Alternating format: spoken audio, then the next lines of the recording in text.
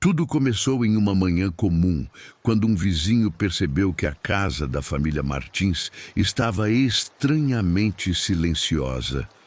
Nenhum movimento, nenhum som, nem mesmo o latido do cachorro que sempre fazia barulho ao amanhecer. O homem, curioso e preocupado, se aproximou do portão e notou que a porta da frente estava entreaberta e ligou para a polícia. Ao entrarem, os agentes encontraram tudo em perfeito estado. A mesa do almoço ou jantar ainda estava posta, os celulares dos membros da família estavam sobre a bancada e os carros continuavam na garagem. Não havia sinais de arrombamento, briga ou fuga. A única coisa estranha era o fato de que absolutamente ninguém, pai, mãe, 2 filhos e até o cachorro, estava lá. Era como se tivessem evaporado no ar, sem deixar uma única pista para trás. A investigação começou de forma intensa. Vizinhos foram interrogados, câmeras de segurança analisadas e perícias foram feitas por toda a casa. Foi então que descobriram algo realmente inquietante. As câmeras de segurança internas da casa mostravam a família acordando normalmente, se alimentando, fazendo os afazeres do dia até às 9h17 da noite. Depois disso, a gravação simplesmente parava. Nenhum corte brusco, nenhuma falha elétrica. O vídeo simplesmente congelava naquela hora, com todos olhando para algo fora do enquadramento da câmera. O mais estranho, a imagem paralisada mostrava os 5 membros da família e o cachorro encarando com os olhos arregalados a parede da sala, como se algo ou alguém tivesse aparecido ali de repente. Não houve mais gravações. O sistema estava inteiro, sem defeitos, mas nenhuma nova filmagem foi registrada após aquele momento. A perícia na casa não revelou nada de anormal. Nenhum rastro de substâncias, nada que indicasse sequestro ou fuga. Foi então que a atenção se voltou para a parede que aparece no vídeo. Investigadores bateram nela e perceberam um eco estranho, como se houvesse um compartimento oculto por trás. Após removerem parte da parede, encontraram um cômodo escondido, escuro e frio. O lugar estava repleto de desenhos antigos e símbolos estranhos riscados nas paredes. No centro, havia uma cadeira de balanço quebrada, cercada por velas gastas, e no chão, uma marca circular de fuligem. Nenhum corpo, nenhum objeto pessoal, apenas o silêncio. E uma sensação sufocante que fez todos os presentes saírem de lá sentindo enjoo e tremores. O local foi lacrado, mas os investigadores não conseguiram explicar o motivo de sua existência, e nem quem o construiu. Sem respostas, o caso da família Martins se tornou um dos maiores mistérios do país. A imprensa especulava sobre seitas, rituais, envolvimento com o oculto e até abdução. O que aumentou ainda mais os rumores foi o relato de um técnico de informática que fez a análise final das câmeras de segurança. Segundo ele, ao abrir o arquivo original do vídeo congelado, houve uma falha no computador e, por 2 segundos, a imagem distorceu. Ele jurou que, nesse momento, conseguiu ver uma figura escura, humanoide, atrás da família, com braços longos e uma cabeça desproporcional. Mas a gravação se corrompeu logo em seguida e nunca mais foi possível reproduzi-la. Alguns dizem que foi imaginação. Outros que era uma mensagem de que aquilo não deveria ser visto. Desde então, a casa permanece abandonada, com janelas lacradas. Mas moradores ainda relatam ouvir, vez ou outra, risadas vindas de dentro, como se a família ainda estivesse lá, esperando. Depois da repercussão nacional do desaparecimento da família Martins, a casa onde tudo aconteceu foi interditada e virou ponto de curiosidade mórbida. Durante semanas, pessoas passavam por lá, tiravam fotos e até tentavam entrar ilegalmente. Mas algo estranho começou a acontecer com quem invadia o local. Alguns voltavam passando mal, alegando sentir uma presença forte e sufocante dentro da casa. Outros relatavam sonhos idênticos, sempre com a mesma figura. Uma entidade escura, parada no canto da sala, observando em silêncio.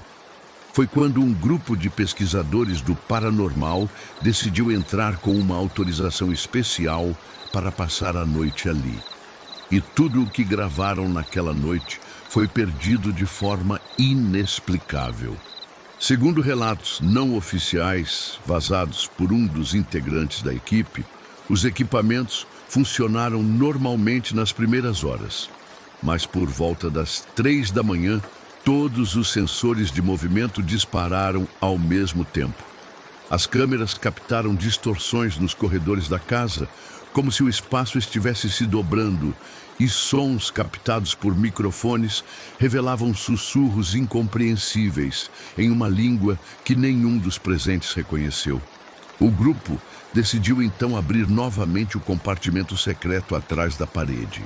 Ao entrarem, encontraram o ambiente drasticamente diferente. Não havia mais poeira e as velas haviam sido acesas sozinhas.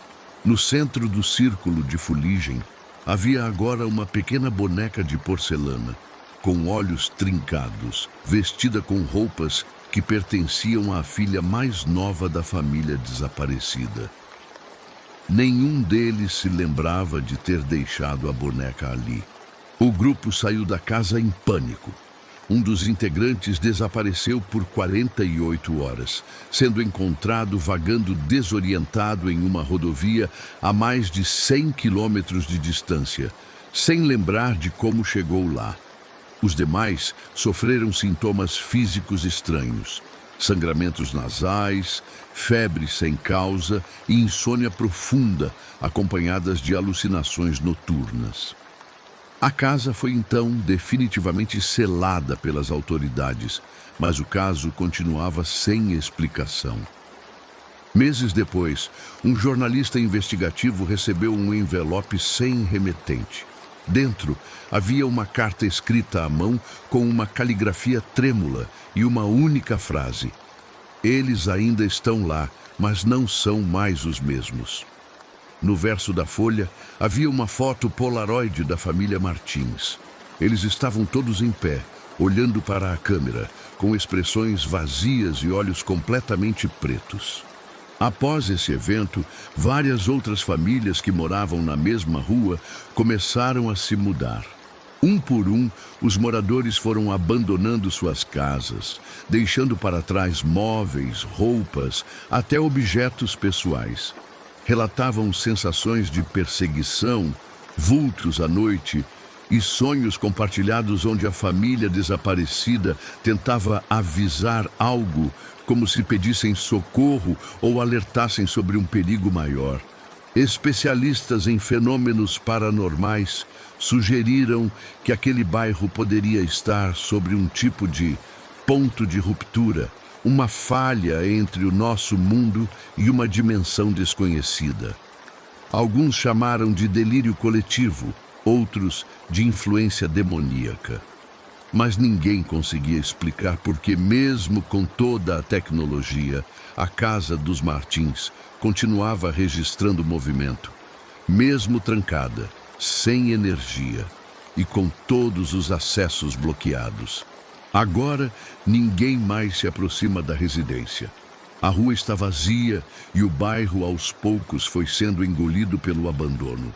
Ainda assim, todas as noites, pontualmente às 9h17, o mesmo horário em que a última gravação foi feita, a luz da sala da casa acende por exatamente 2 minutos.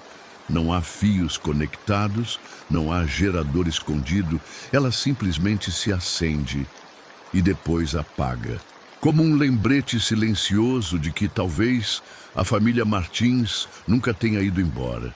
Talvez eles apenas estejam presos em algum lugar entre o que chamamos de realidade e algo muito mais obscuro.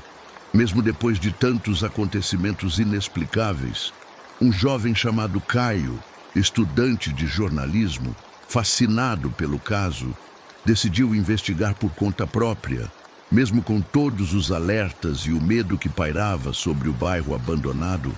Sentia que havia algo lá dentro que ainda precisava ser revelado. Ignorando os avisos, Caio conseguiu invadir a residência durante a madrugada, levando consigo uma câmera, uma lanterna, um gravador de áudio e um diário de campo. Nas primeiras horas, tudo parecia normal.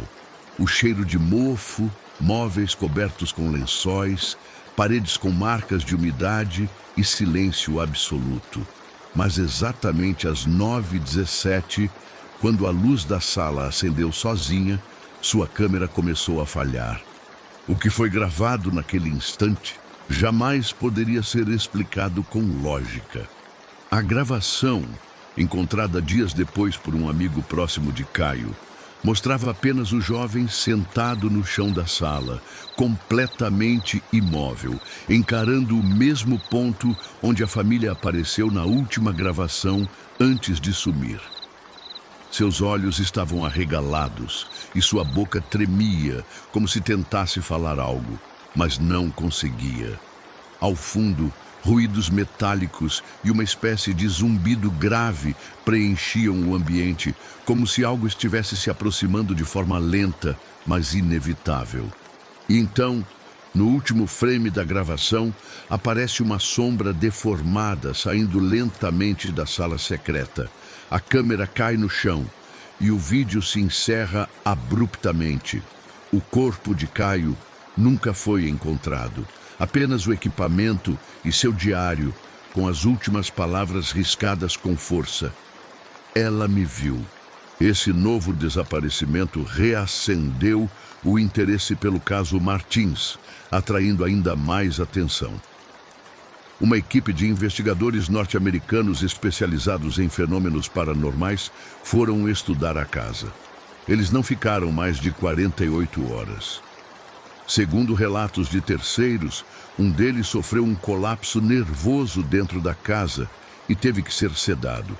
Outro simplesmente se recusava a falar, apenas repetia a frase: "Está acordando, está voltando."